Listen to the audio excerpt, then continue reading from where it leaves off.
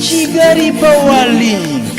Aya ni ya mangazini afite izina rizwi mu kutugezaho amatara y'akataraboneka amurika bitagereranywa kandi adatwaye umuriro mwinshi. Iyo nzu wubatse iguhenze wiyishyiramo amatara y'ubuhenda abana, yiryoshye imbere no hanze yayo ukoresheje amatara ya Kigali Power Link.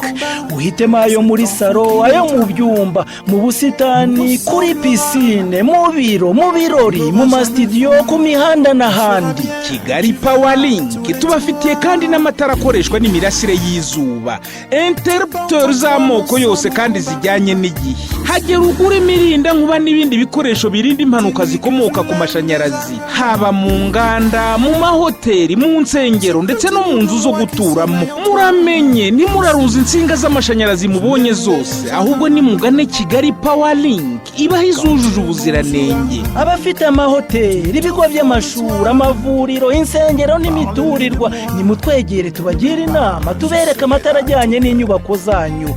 Akarusho kandi ku batuye mu mujyi wa Kigali, iyo baguze byinshi turabatwaza. Turanaranguza, dukorera mu mujyi wa Kigali munsi y'inkuru nziza mu nzu Gloria Hotel ikoreramo.